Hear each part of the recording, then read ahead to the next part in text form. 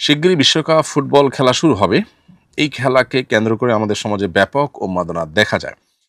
এ বিষয়ে সমাজের যুবকদের প্রতি আপনার নাসিহা কামনা করছি। ফুটবল বিশ্বকাপ কিংবা ক্রিকেট বিশ্বকাপ বা এ জাতীয় যে ইভেন্ট বা টুর্নামেন্টগুলো হয়ে থাকে, এগুলো জুয়ার আসর সেটি বলার অপেক্ষা রাখে না। যেগুলোকে আমরা নিছক বিনোদন হিসাবে গ্রহণ করছি, এগুলো বিশ্ব বেনিয়াদের অনেক বড় বড় বাণিজ্যের অংশ। ফলে আমরা মূলত সেই ব্যবসার টুল হিসাবে ব্যবহৃত হচ্ছি। আমাদেরকে ইসলামী শরিয়া সুস্থভাবে বেঁচে থাকার প্রয়োজনে বিনোদনের বহু পথ, বহু উপায় রেখেছে, সেগুলো আমাদের অবলম্বন করা উচিত।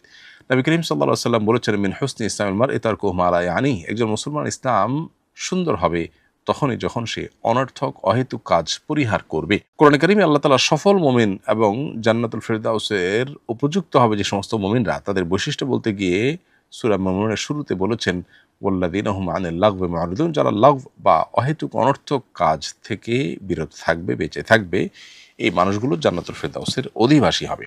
সেজন্য এ সমস্ত খেলাধুলাতে মত্ত হয়ে থাকা, এগুলোতে মাশগুল হয়ে থাকা এবং এগুলোর মধ্যে উন্মাদনায় ডুবে থাকা, এটা কোনো মুমিনের সাথে যায় না।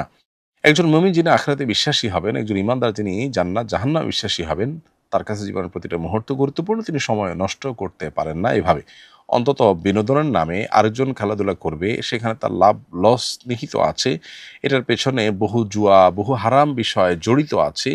এই খেলা দেখতে গিয়ে পর্দায় আপনাকে চোখের জেনায় লিপ্ত হতেই হবে, সেটা থেকে বেঁচে থাকার কোনো উপায় নেই। আপনি ইচ্ছাকৃত গুনাহে লিপ্ত হচ্ছেন প্ল্যান করে। আপনি জানেন এদিকে তাকালেই গুনাহ হবে, সেদিকে আপনি তাকাচ্ছেন, অথচ সেদিকে না তাকিয়ে আপনি পারেন। তো এই কাজটি সন্দেহাতীতভাবে নাজায়েজ এবং গুনাহের কথা, এটি বলার অপেক্ষা রাখে না। যে পরিমাণ কর্মঘণ্টা এর ফলে নষ্ট হয়, যে পরিমাণ জুয়ার আসর এখানে বসে, এটা বিশ্ববাসীর জন্য সার্বিক বিচারে ক্ষতিকর, শুধুমাত্র ধর্মীয় বিচারে নয়। অনলাইন অফলাইনে যে পরিমাণে মারামারি হয়, হানাহানি হয়, যে পরিমাণে আপনার রেষারেষি হয়, এমনিতে আমাদের সমাজে ধর্মীয়, রাজনৈতিক নানা কারণে ভেদাভেদের অভাব নেই। আবার খেলাকে ঘিরে আমরা বিভিন্ন দেশের অনুসারী হয়ে, ভাগ হয়ে আপনার গন্ডগোল ফাসাদ হতে পর্যন্ত দেখা যায়।